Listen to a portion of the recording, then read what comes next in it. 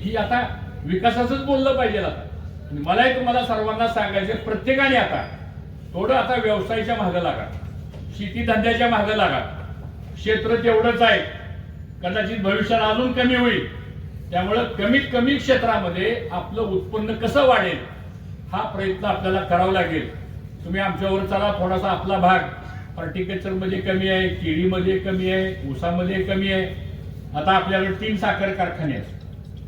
छत्रपती कारखाना पृथ्वीराज बापू चालवत आहेत, त्यांनी 3100 रुपये दर दिला. निराभिमा कारखाना 3100 रुपये दर झाला. 15 जानेवारी पर्यंतची बिलं आपण दिली. मी आजच सांगतो आपल्याला, मी आता सांगत होतो इथं राहिलेलं जे काही बिल आहे आता 30 का 31 कोटीचं, हे 20 तारखेला तुमच्या खात्यात जमा होईल. सांगतो परवा दिवशी, उद्या सुट्टी आहे, 20 तारखेला ते बिल तुमच्या खात्यात जमा होईल. म्हणजे पहिलं वर्ष असं आहे की कारखाना बंद झाल्यानंतर 10 दिवसाच्या आत सगळं ऊसाचं पेमेंट हे तुमच्या खात्यामध्ये जमा होईल.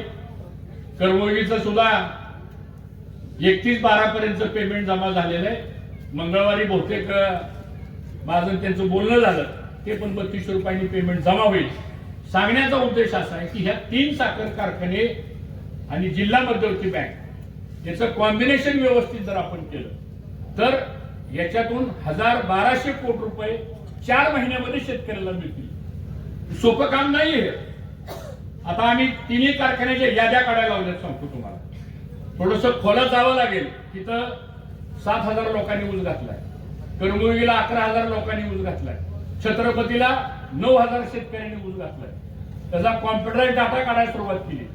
ज्या शेतकऱ्याचा ऊस एकरी 20 टनाच्या खाली आहे त्याची पहिली यादी आम्ही काढतोय आणि त्याच्यावर कॉन्सन्ट्रेट करणार आहे. त्याला सांगणार आहे, बाबा 20 टनाने तुझी शेती परवडणार नाही.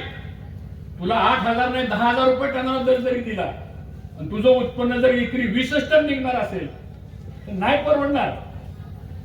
मग एक तर तू उत्पन्न वाढव, नाहीतर मग तू ऊस करायचं बंद कर, दुसरं काहीतरी कर. इलाज नाही त्याला. काय उत्पन्न वाढवलंच पाहिजे आपल्याला.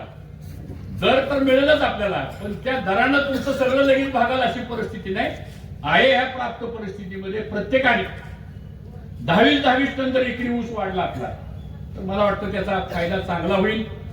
काल तुम्ही माझी पत्रकार परिषद बघितली असेल, पुण्यामध्ये आमची एक मोठी बैठक झाली. नॅशनल फेडरेशनची 235वी बोर्ड मीटिंग आम्ही काल पुण्यात घेतली होती. साखर आयुक्तापासून सगळे आम्ही एकत्र बसलो. एकंदरीत सगळं चित्र जर बघितलं तर ह्या राज्यातला साखर धंदा हा 90 दिवसावर आलाय. आपण 90 दिवस जर कारखाने चालवायचे आणि 365 दिवस पगार द्यायचा, जगात अशी इंडस्ट्री कुठली नाही. सांगतो हा, म्हणजे 3 महिने काम करायचं आणि 13 महिन्याचा पगार द्यायचा.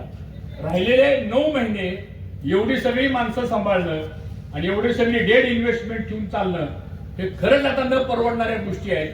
त्याला काहीतरी आपल्याला मार्ग काढावा लागेल.